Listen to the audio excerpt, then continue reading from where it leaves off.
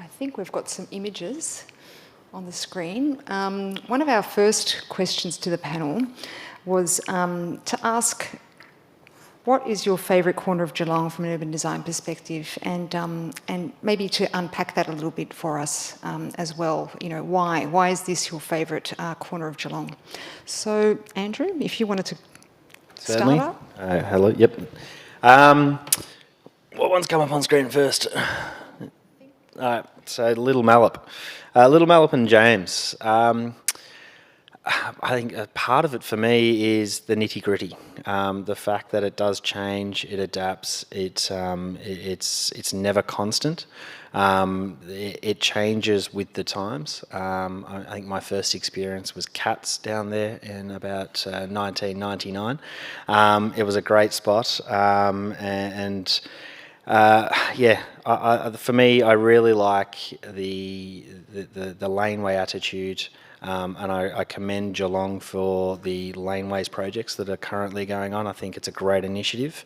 We love the bits that we don't expect, I think is probably the key. So to turn the corner and to find something at the end of a laneway, and you're like, oh, this is a really cool little spot. And it doesn't need to be expensive. It doesn't need to have a lot of money thrown at it. It's about adapting and using what you have. And I think that Little Mallop is a testament to that. I picked two spots, so excuse me. My second most favourite one is still the Steam Packet Gardens. It is literally the only north-facing space in Melbourne. Same with Eastern Beach. It's a north-facing beach, and for us down here in Victoria, that's a very rare occurrence. So I love the space. It's I think it's 1996 or 1998. It's a great activity zone. It's adaptable. It's flexible. It can be used in a myriad of different events. I think it's probably somewhat underutilised. And the question will be, how do we encourage more use and active use? I think the restaurant scene is starting to take off down that front as well, so it's really good to see the people. I just had lunch down there this morning. But how do we make it more universal, for me, is probably one of the key points. But again, I do really love it. Thank you, Andrew. Great spots. Erwin, why don't you take us through your favourites? Oh, sure thing, Sophie, thanks. The first one, I really love the swimming pools down there on Eastern Beach. It's just to sort of see the sheer joy from all the kids in the water, jumping in off the edges into a nice contained, protected space, but still, as Andrew mentioned, taking advantage of the beautiful northern sun. It's just one of those moments, it's the sea bath that we don't really get a lot of here within Victoria. It's that beautiful sort of structure, very simple, sort of elegant projection into the water. And I think it's more just really about the atmosphere that is generated by the people who enjoy it. I think similar to Andrew, I did choose a second one as well, which is the wool stores. I first came across it being an architecture student from Melbourne, came to visit some friends down here and wandered into this amazing building that was not just a refurbishment, that displayed the amazing industrial sort of character, but was also a highly sustainable building, one of the first ones here within Victoria. So really started to give the idea about what not only a building but also a precinct can potentially achieve to sort of both help the occupants but also to give back to the surrounds. It's just a beautiful sort of expression of it all. Thanks, Erwin. I think everybody on our panel has cheated, so I think they haven't just chosen one. I've only chosen one. Kate, please go ahead. I've chosen one, but it's interesting. They're all similar because mine was. Is this the skate park slide? Okay. So mine was also the waterfront. And I thought for a while, when you asked about the favourite corner, I thought of all our intersections. But for me, a favourite place is where people can sit and watch and be part of something without having to move on. And the other ones that you've shown, they're growing, they're developing, but they're often empty still, and they're often quiet. So they weren't quite good enough for me. So I really chose the waterfront, which is full of people at key times of the year. And I think about Christmas and New Year. I know there's some contention over this at the moment, but New Year is a wonderful thing on our waterfront, and a lot of our Pacifica, Samoan, Tongan communities choose to camp and stay out overnight at New Year. And I think Council's trying to stop that. There's concerns about people camping in public spaces, which is reasonable.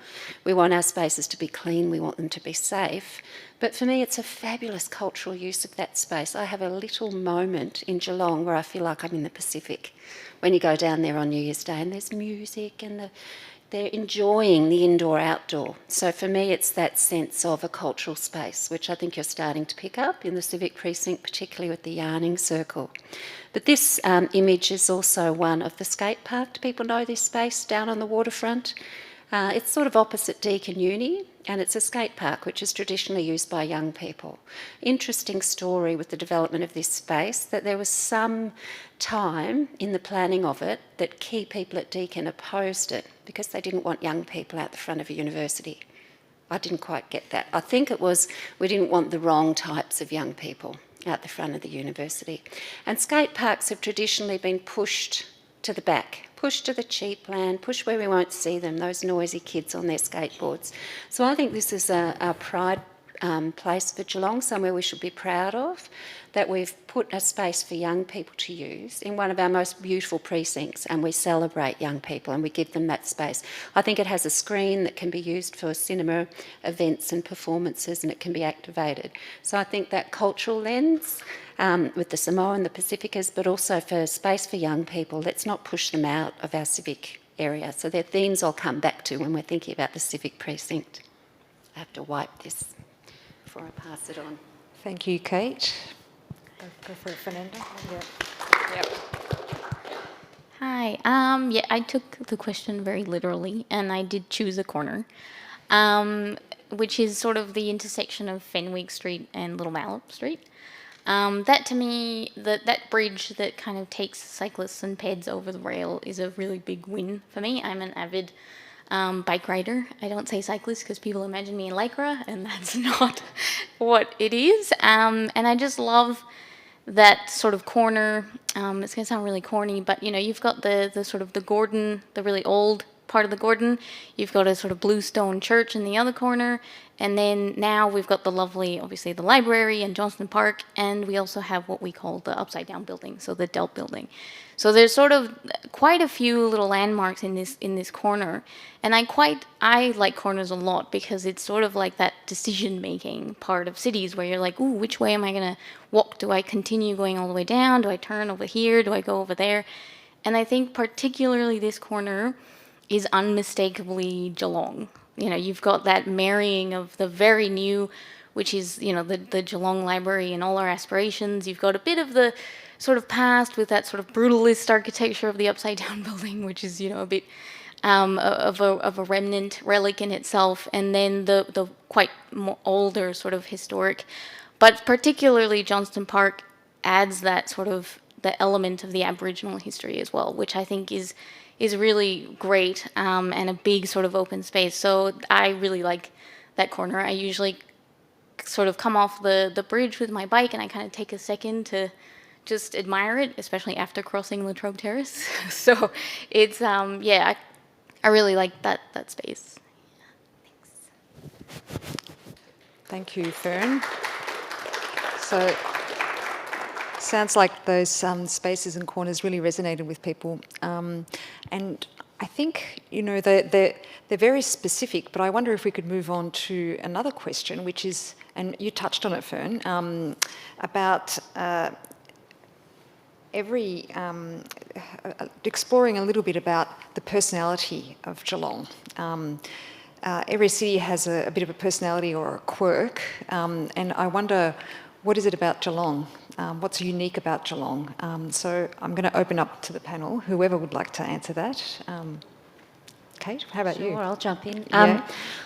I think when you drive through Geelong, when you come down from Melbourne and you drive through Corio, through the centre of Geelong, out through Newtown, out through Highton, you go through a social history. You can read your urban geography of the changes in the city. It's a fabulous city. It sets it all out. And I think Geelong can bounce back. That's the key message, I think, that is the takeaway about what makes Geelong unique. As a city, it's been through a lot, with a manufacturing base, with Ford and Shell, and then the decline of manufacturing and car manufacturing going offshore and a lot of unemployment and retrenchment. And the city's bouncing back. We're bouncing back with health services growing down here, a huge health sector. We've now got 3 hospitals, and we're bouncing back with education. So I think that's a fabulous story of driving through Geelong that tells us about the social and the economic history. And there's a message in that. I wasn't here during the Pyramid Building Society collapse, but I'm sure some people still remember it. That was another hard time. But the city continues to bounce back. And it's bouncing back so well at the moment that even people in Melbourne are starting to claim it and talk about the foreshore as a Melbourne north-facing foreshore. So I think it's on the turn, but it'll always have those aspects of a hard character that can endure, but I also think it's a compassionate community. I think there's a lot of churches in Geelong and a lot of support for refugees and new arrivals in the community. So I think they're things I'm proud of in Geelong, and they're things that I think make it particular. I don't know how you reflect them in design, but they're certainly aspects of the city. I think another thing you can steal from Melbourne is it's becoming a lot more livable. And that really sort of, I first worked down here in Geelong almost 20 years ago on the Moorabool Mallup streetscape work. And back then there wasn't much life within Geelong. It was a very sort of 9-to-5 place. It was a little bit, it was quite rough. It was quite sort of depressed in many ways. But a lot of the moves that have happened since then have really started adding that sense of vibrancy, that sense of how people can use the city and how people move through the city. The waterfront, as I was saying, it's a great sort of spot to congregate. It's that central place within a city that in many ways is its social heart, because that's where the events happen. That's where a lot of sort of things, that's where the tourists go. That's where it all really sort of starts gelling. But then, the infrastructure that's in place, for instance, the cycle network that's, been developing, including the green spine, which I think is a great sort of asset that luckily Geelong held on to. But a lot of those elements are really sort of starting to bring back how people can start using the city. And that's what, a lot of the great cities around the world have gone through. That's what Melbourne went through and is maybe falling off a little bit. But I think Geelong has got that great opportunity to revisit and to enhance what they've already started. For me, it's probably 2 things. The first one is that, so I'm married to someone who is from Geelong and his family's here, and so I've basically been coming here for every weekend for about 12 years. And the first thing that really sort of struck me about it is that it really does have this sort of, large country town thing, like you walk around the streets and people actually smile at you and go, hey, how you going?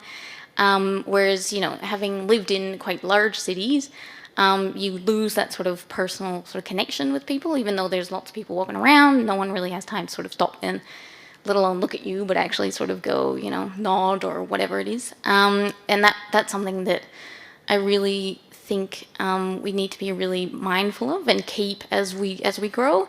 That sort of personal, community sort of touch. And I guess the other thing is, I think being sort of I'm Latin American, I kind of have this sort of, I love the underdog. And I feel like Geelong has a little bit of that. And that, everybody ends up sort of backing the underdog. So I did feel very much like I could connect with Geelong in a way just from that sort of, Mexico's kind of a bit of the underdog with the United States and all this kind of thing.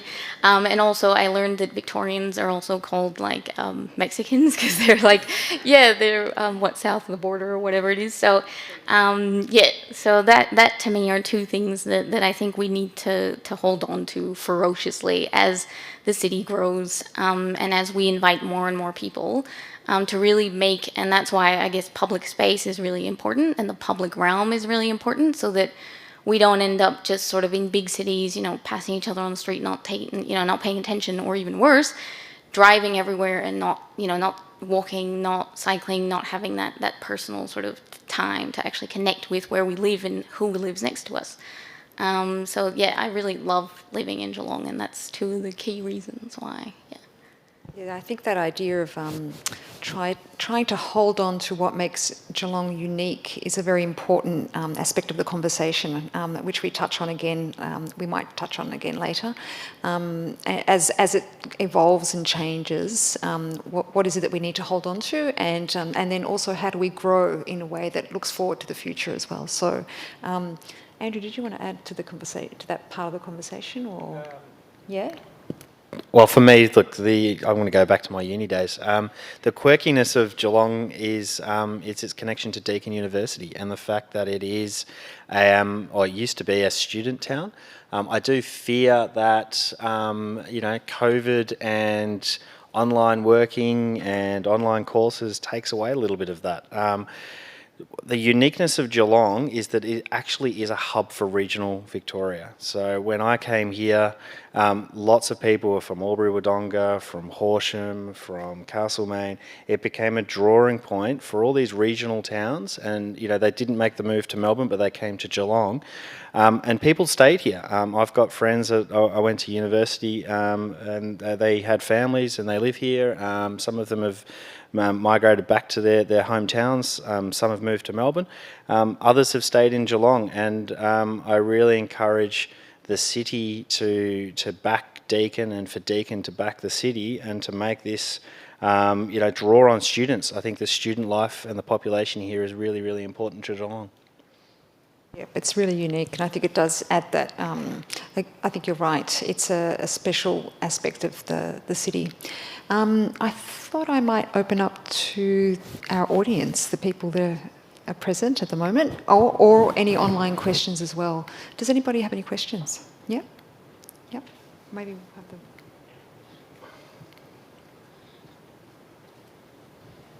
I've got an online question. Yeah. Sorry. Here you go. Thank you. Thank you. My question's for Erwin. I'm a landscape architect, so I'm interested in the difficulties that come with taking inspiration from a landscape that is very different to the urban environment that the site is in. In particular, the plant material, and taking those the flavour and authenticity of using plants from the wider landscape. The scoria cone woodlands, for instance. Where growing conditions are full sun and it's a very low disturbance kind of context, and then bringing them into a highly urbanised environment, potentially full shade, really windy, and a very different environment for growing those, particularly the small plants. Maybe the larger trees and that kind of thing survive better in that environment. But I'm just wondering how you cross that bridge, and without falling into the trap of using indigenous plants and it becoming just a very tokenistic kind of a gesture. Have you got any ideas on how you manage that? The eternal conundrum. Look, I think we can never fully recreate an ecosystem here within an urban environment, and I don't think that we set out to do that. I think that we do try and represent it, and by representing it means that it is drawing from the materials, drawing from the species that are there, but understanding that it is in a different context. We don't get any plant communities that are built on top of basement car parks. So how can we then sort of start looking at trying to draw from the plants that are out there within sort of, in particular, like the Scorriacone woodland was one of the pre-existing vegetation communities here. So before Geelong was developed, there were the sort of sheltered pockets where these woodlands would grow. And so we're trying to sort of see how we can take some of those species to actually use them in different ways and try and, I wouldn't say mimic, but try and sort of create a bit more protected environment within those areas to allow them to try and establish. Plants are very adaptable in many ways, and I think that some have proven that they can change quite well to different environments. Partly what we're doing here does have that little touch of an experimental edge to it, to sort of see, look, we can't say everything here will flourish, we can't say everything here will be here in 20 years, 50 years time, but the intent is that we can sort of provide the basis for a planting palette that can change over time. We might need to insert other more hardy species or species we know that will survive in these urban conditions. And then you really start getting that idea of like a fusion landscape, and in many ways the city is a fusion landscape in a broader sense as well, so that it is out of place, but at the same time it's not out of place. And Kate, I think you wanted to... Yes, I wondered if I can just add to that. Turn this off. Is that working? Yeah, thanks. If I can add to that and think about pulling people into that conundrum that you're talking about, the conundrum of maintaining the plants and the landscape. I've just had a lovely week in Brisbane, and one of the things I enjoyed most was a little cafe every morning where a woman who must have been in her 70s and 80s, an elderly Greek woman, her job at that cafe was to keep the cactus and the plants, and she made it happen. She made it beautiful. So I'm thinking about keepers of the land. And there's so many people looking for an opportunity to be involved, to be engaged, people who are retired, people who have their own connection to that site. I've done some work with Matthew Flinders School and all the young women at that school who worked with Costa to build a fantastic food garden. So we've got a rich community of people who perhaps might like to be involved in nurturing and protecting and looking after the species that you are bringing in, which I think would make it a stronger community place. And it's again drawing on the strengths of volunteerism, participating and being part of place. So if we bring people into that equation and work through some of those networks, it might help as well. Well, Kate, just to piggyback onto that, it's actually come up in discussion because council have a horticultural team. They're keeping landscape going around the city. So it did come up in regards to planting internal as well as external. We're assured that the council team are very diligent, and they're really excited about actually maintaining their own front door. So as you say, I think part of it is that you've got to have hands on deck to take control of those situations. So fingers crossed that assists with it as well. But I really like what you touched on, Kate, which is probably just really drawing in a broader part of the population into the site, and to sort of take care of the landscape and the urban environment, which is quite a lovely idea. So thank you for that. I think there was an online question. Is that right? Yeah. Sure, we have a question from Richard. I find visitors to Geelong who catch the train can find the space around the railway station difficult to navigate. What are the panel's thoughts on potential solutions? That's very specific. Okay. Well, look, again, it's one of those queries that we did sort of address from the start with regards to orientation. So this building and this precinct literally is at the front door to the train station. So when we talked about what can we do, how can this Civic's heart be utilised, we almost turned around and said, okay, well, we think of it being a reference point and a point of orientation. We've started to look at customer service and the front door to that Civic heart. There's suggestions that potentially adjacent the cafe, that there could be the introduction to a visitor centre there. So even just a touch point to orientate you to waterfront, to retail front door, to cultural heart. It literally is at the pinnacle, at that knuckle, to different aspects. So whether you're connecting down Jerringhap Street, Mercer Street, or back up to this. So there's been interest from council of how we can actually make this Civic Heart a bit of a touch point to direct people further into the city. I might also draw Fernando into this conversation because I think there was there was an aspect of that question that was about the station precinct, I think. So it would be really great to hear from Fernando about that broader thinking and those connections and maybe even what specific... I'm not sure if there is anything specific thinking on the station precinct, but just that broader attention to... Yeah, I mean, anyone who's sort of been around in Geelong is very aware of how poorly sort of our public transport kind of integrates with itself, particularly the buses. But one of the biggest things for us is obviously that is being taken into by DELP, so the state government, and in that sense, council is sort of, I don't know, like not necessarily completely aware of everything that's happening, but there's an obvious recognition that the station does turn its back to obviously Latrobe Terrace and Geelong West and all of that sort of, inner urban Geelong, which does kind of funnel in through the west of Geelong. If you've ever tried crossing Latrobe Terrace to get into the station, you've got to go either down and around to where the buses go and then up again to the giant sort of staircase and then into the platform. Or you've got to go down the other side to the Bridge of Death, which is what I very fondly call it, where, you've got to hope to God it's not that late and the lights are on, and then also climb up all the stairs. So I don't know what I would do if I didn't have functioning legs. But, sorry, I'm talking very quickly. But essentially it is a very big aspect of there is a lot of pressure for Geelong to grow, and there's also a lot of pressure for that growth to be sustainable.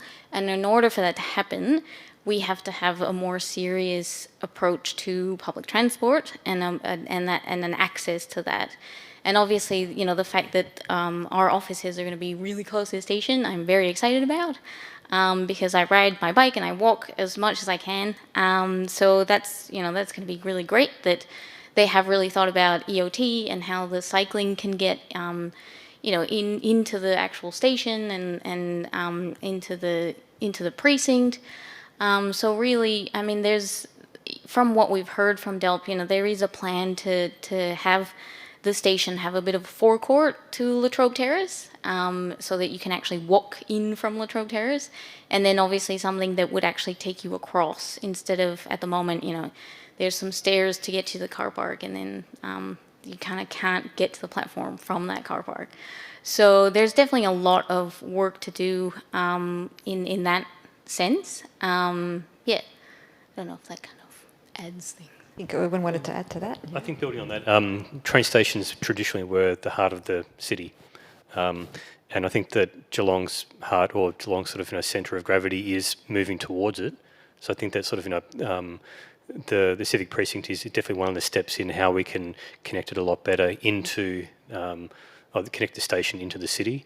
The work that DELP is doing, I think, will sort of continue that work, so that when you do walk out of the train station in the future, it will be almost like an intuitive way of moving out through into the city rather than being cut off by the Bridge of Death and et cetera, et cetera. So it's happening slowly, and maybe 20 years' time, there'll be a totally different answer to, or a totally different experience to someone who does hop off the train.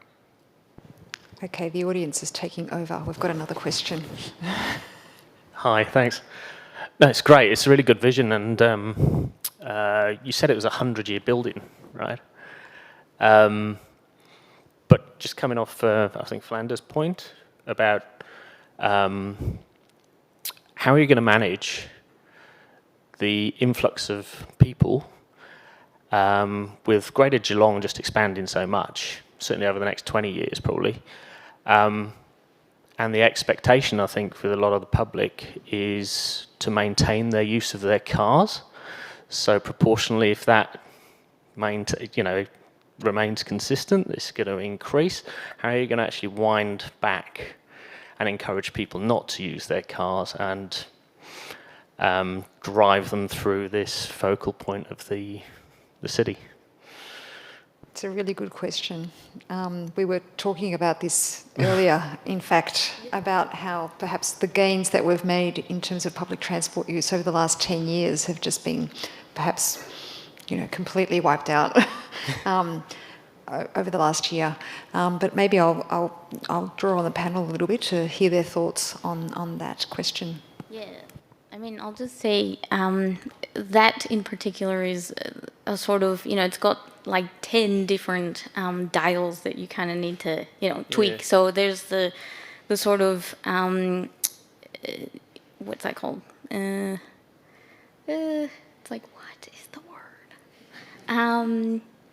Sounds Like education, sort of, like, like people have, are used to getting into their car and, driving and parking where in front where they want to go. So they've got this behavior of, and that's what they want to keep doing, and that's what they've always done. Mm-hmm. So there's an element of changing behavior, but there's also an element of providing viable options from just grabbing your keys and getting your car. And those viable options have to be competitive to being able to just drive everywhere.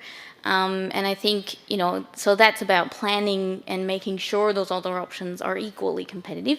So making sure that your bike paths are safe, not just for the likers who are just going to go in the middle of the road and not care about what's happening, but, like people who want to feel safe that, there's a barrier or that it's off-road or whatever it is, safe crossings so you don't end up at a roundabout that, people don't know what you're doing. But part of that is also, we've got to have a bit of patience and sort of try new things because, some people will get off the car, get into the bike, and they're new at what's happening. They're new, they're not experienced cyclists. So we've got to have the infrastructure, but then we've also got to have that sort of incentive of why would I do it? So that's the other prong, like the other sort of. Is that incentive, So at the moment, obviously, we've got quite a bit of parking. It's quite accessible in terms of, it's not super expensive. You can still find free parking, especially in other areas in Geelong. So, good luck trying to find bike hoops. I mean, we've gotten a lot better at that, but sometimes it is a bit like, I really hope there's a bike hoop or something I can lock my bike to when I get there, because otherwise, what am I going to do with it? So there is an aspect of that, and even things like, you get off the bus and, it might not actually take you where you want to go, or we've got these really loopy routes that sort of take 2 hours because we're trying to pick up every man and his dog instead of having, more connected routes. So I think the issue is we've got to have a good look at each of those little things and tweak them correctly. I personally don't think that it's enough to sort of tell people, well, just don't drive, because then you've got to have viable options and you've also got to work on that behavior. So there's actually quite a lot of work that we're doing at the moment in terms of, the car parking strategy that's looking at how we manage parking in Geelong in general. But then we've also got to do a sort of wider look at, okay, well, how does Geelong move around in general? Because obviously we've got people in Lara that might be trying to get to Geelong, to Central Geelong for jobs, and people in Warren Ponds equally. Deakin runs a bus service, and that's great. But what if we didn't have that? So there is quite a lot of work to do, particularly on our transport and particularly on how we connect different parts of Geelong into the city. And I think part of that was that, as I think you mentioned before, when you first got here, the city was a bit deserted. And now we're trying to bring people back in, but we've sort of abandoned some of that planning around transport and accessibility in the city because we've just let it sort of, everybody drives and that's fine. Because people weren't really staying, there wasn't that much to stay for. You'd come, at 8 p.m. and there'd be like no one. So it was just in and out and in and out. And at the moment, we're looking at retaining people and bringing them back. So we've really got to have a better look at how we do that because we haven't had to, in a very long time. And I think... Well, it just seems like, with the road network, it's not just for cars, it's for other modes of transport as well as pedestrians, right? So it's about keeping people moving, the flow. One thing that irks me about seeing developments around the area are just crossings, traffic lights all the time for, to stop the traffic and allow people to walk across the road or stop cyclists. I mean, it's not a great thing. I'm a cyclist, bike rider, cover it all. So, I mean, have we looking at other places in the world and having been around there, flyovers and things like that, just to keep people moving and stop the traffic. Have you considered those kind of things? Because I don't see them being installed, or I know it's probably expensive and there's a cost element and all that kind of stuff, but if you're looking at 20 years, 100 years, then aren't these the sort of things that should be put on the table? I think let's unpack that a little bit, because there's a couple of things there. Sorry. Yeah, no, it's fine. I've got one more question, but I've got the mic. No. Well, there's some parts of it are around that I think Kate would be great. I was probably going to take it a bit more broadly, because I think it is about infrastructure. And I certainly feel like there's a film called The Cars That Ate Paris. I'm certainly feeling like we're in a situation of cars that eat Geelong, especially if you go out at school pickup time. You know, there's key points in our day where you can't move, and it's like that in every city. So what are we doing? We really need to... It's about public transport infrastructure. And to take the conversation a bit more broadly, Armstrong Creek is planned for 60,000 residents, I think, which is nearly the size of Ballarat. It's all planned around a train station. How many of you have seen the train station yet? How many of you even knew it was coming? So it's not there. I live there and I know it's coming. And the state and I hope government, it's coming. to my knowledge, the state government still hasn't committed the funding. So we need to lobby and campaign and keep pushing for that public transport infrastructure. And a town centre like Armstrong Creek, which is going to need its own civic space, I think, down the track, needs that train station, it needs the Warn Ponds connection, and then right through to other bits of infrastructure that you're talking about, like the flyovers and all the work that's going on here to try and connect from your smaller fine grain infrastructure through to your train station. So I think public transport infrastructure we've just got to keep pushing for and have options for. But I was also thinking more broadly with coping with growth. I worked at RMIT in Swanston Street when the City of Melbourne introduced postcode 3000. So they wanted people to move to the city because it was empty. I used to leave work, walk down Swanston Street, and there'd be 2 other people on Swanston Street. You couldn't imagine that today. It's so busy, such a transformation. So the City of Melbourne's been through massive change with people moving into the city, students, empty nesters, all sorts of people. So in terms of managing change there from a social planning perspective, and I'm moving away from transport, I apologise for that, but I think it's responding to how do we cope, and that sort of growth is potentially coming here. 2 things that they didn't think about until everybody got there was, where do people buy a bottle of milk? So if you're suddenly living in the city, you can go shopping, you can go to work, you could go to universities, but you couldn't buy a bottle of milk. So 7-Elevens had to come in afterwards. So that everyday planning we need to keep on our agenda as well. And the other thing was, what do you do when you have a baby in the middle of Melbourne? There were no maternal health centres. There were no community health centres. So all those sorts of things that supported everyday living.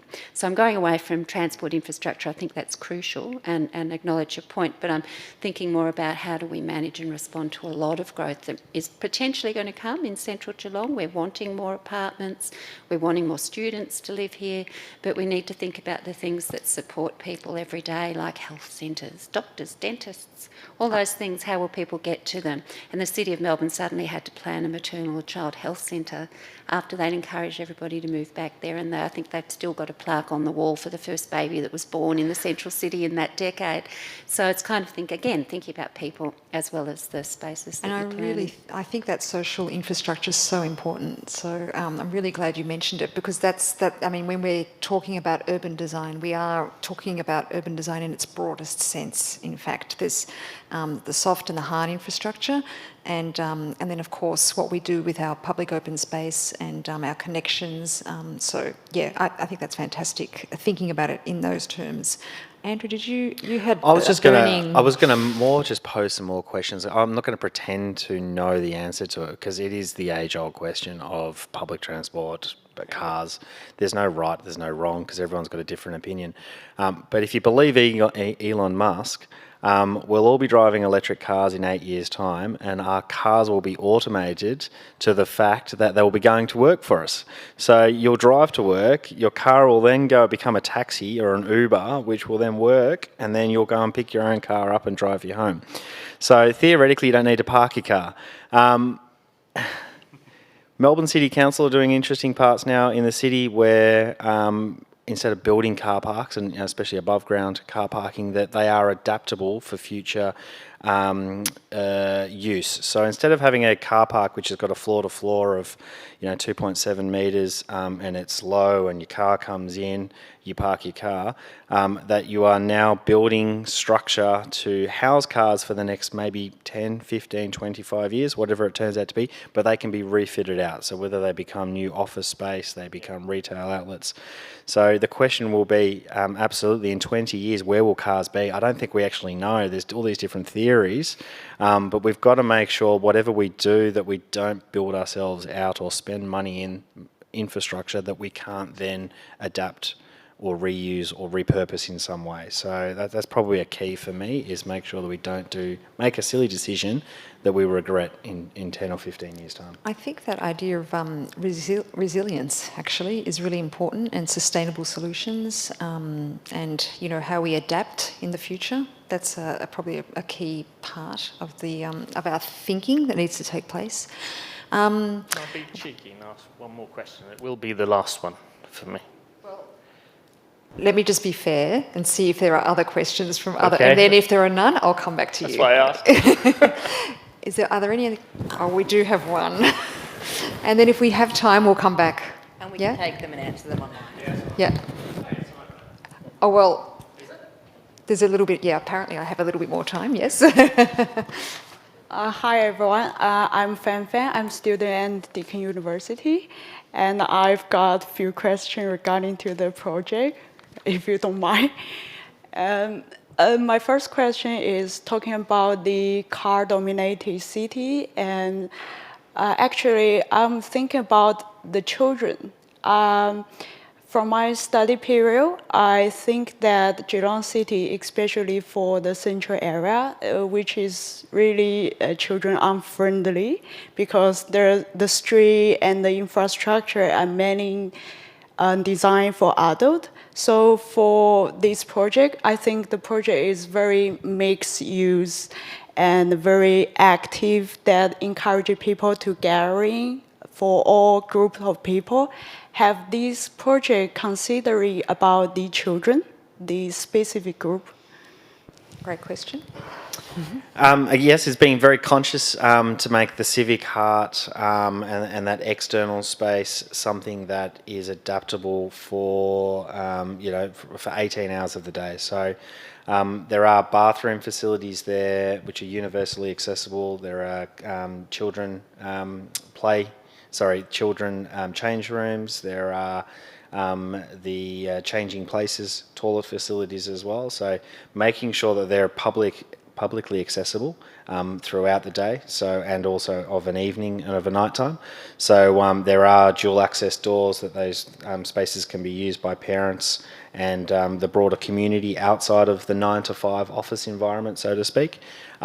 Internally to that building as well, it's been very conscious to design in facilities for mothers.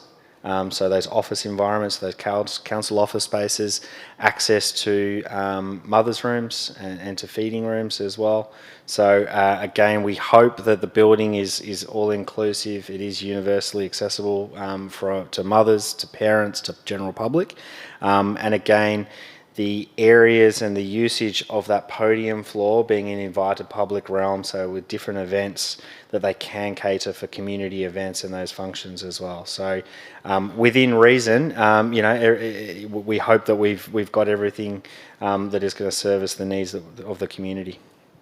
I think just to add to that, I think at first when I saw some of the proposals, the fact that public square or space isn't on Mercer Street, I was a bit like, I don't know, I'm not sure. It's people want to be able to see. They come out of the station, but I think it was a great outcome in the sense that that is a hard edge. There's quite a bit of traffic. We could plant a whole bunch of trees, but you'd still have cyclists, cars.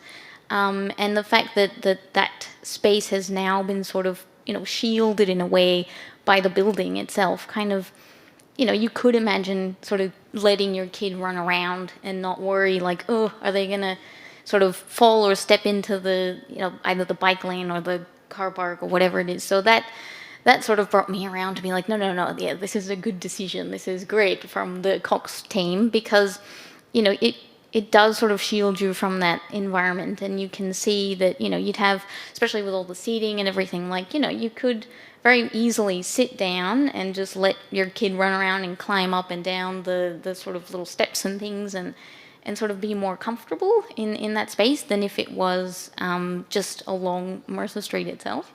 So I think that aspect of the location of that Civic Heart has really helped that as well, I think. And I think further to that, one of the key things we've done is to design it to be a safe space. And that's all about a lot of visual activation, a lot of the internal facilities of the building to look out onto the spaces that are outside, so that when you are using these spaces, there's that visual sort of connection with the inside. There's a very sort of considered lighting effect at night. There's been sort of various studies and reports done about sort of ensuring that you don't get the hiding holes, you don't get those sorts of elements that give you that sense of insecurity within the space. And hopefully that's sort of one thing that then gets sort of promoted beyond just the Civic Precinct and sort of into further parts of Geelong. I agree. A lot of cities used to be called the central business districts, which were really to support the business, the adults.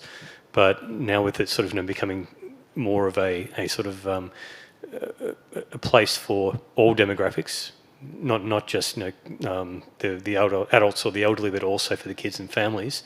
We really need to start thinking about the idea of safety, and it's bringing that neighbourhood familiarity into a larger environment, which is a challenge, but I think there's steps towards it.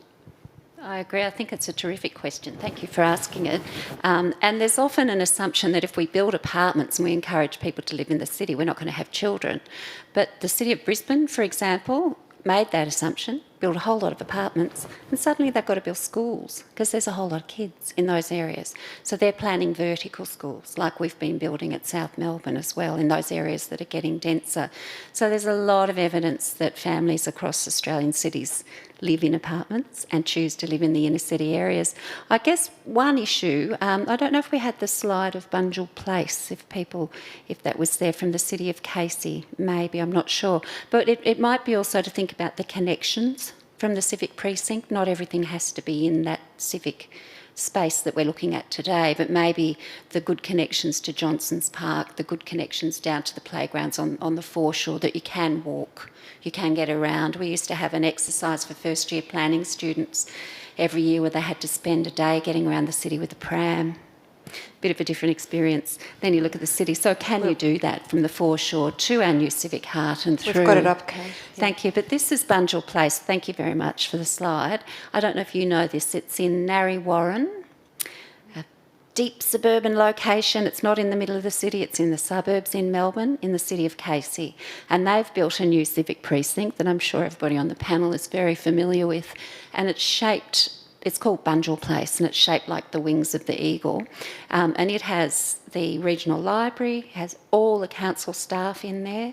It has like GPAC, the arts centre as well. So council staff feel like they're going to work with the people every day because they're in this mixed area. But what I liked about this slide is it's got this fantastic public space in the arms of the eagle that's north facing. And when you're talking about children, it's actually got water in it. So the kids love it. The little where the water bubbles up and they stand on it. So there's always something happening in that space. And we were going to talk about a question about what's missing in Geelong public spaces. And I think our Civic Heart is missing. People hang around the Christmas tree, our lovely floating Christmas tree. I was standing there one year and I thought, this is a civic space. People are here because they want to be together. They want to see each other. They want to be part of something. Where do we do that in Geelong? So hopefully this new space will give that to us. But I'm just not sure if the scale is quite right. This Bunjil is huge. It's a huge space. So they can have carnivals and food markets. All the schools come there and do some of their event nights. They have open air cinema nights. Wonderful opportunity. I think we need that here. Think about this week and the justice rallies we've had. Can they end up in our civic precinct? Is it going to be a site that not just for children but for everybody, that's our civic space where people can go to the voice of power, to local government, and have a say, end a protest in our civic square, or just gather, just have food stalls and things. So I think there's always a risk with public spaces that they become corporate You have to have a suit on to sit in there at lunchtime, has to have that sort of feel. But it sounds like the thinking going on in this one is very much about making it more for the community, including children, but think about the connections too. We don't necessarily want everything in one space and it's hard to achieve. I just thought the Bunjil Place was a great example to look at. Well, okay, it's really interesting that you mentioned that. We did do a big site visit with the whole team. This was one of the benchmark projects from council. It is a lovely space. It is very different to Geelong. And one of the things that we've been battling with as a design team is complementary civic spaces. So to not recreate a space that then deteriorates another area of the town. So we've got to always make sure that the spaces we're doing and designing and activating are complementary. We've got Johnson Park across the road. It's a beautiful space. It's a historic space. It's a large green area. We didn't want to sit there and say, well, let's make a massive green park opposite another park. Let's not destroy steam packet gardens. So again, it's something that we've been going around, and I'll say circle, but it's positive communication and conversation about what and how can we do it. We haven't solved it, but what we're saying and the way that we approach it is to put the infrastructure into these spaces so that they are adaptable, they are changeable, they can move with the time. So if we feel like that we need to increase something for a particular reason because there's suddenly a draw card to it, that we can easily bolt on that infrastructure. But equally, how do we encourage better use of Johnson Park? And I mean, I think it's a fabulous space. And yesterday they touched on the fact that, I don't know if many people know, it used to be a zoo. I mean, I think that is phenomenal. It is lovely to say that there, I think it was 1928, there were some, animals that were kept around that area.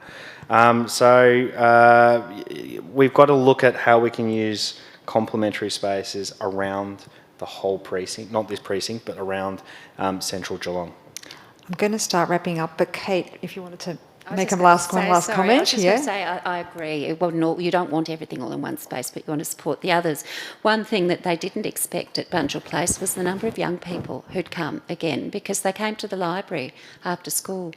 Absolutely filled it up.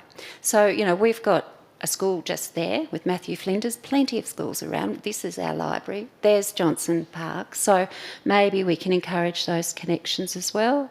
And the other thing, I've been doing some work at Sunshine on a new leisure precinct, and there's a lot of African families in that area, and the girls just want to sit around plaiting each other's hair. They just want to be in space. So the fact that you've put all these seats, I think, is fantastic.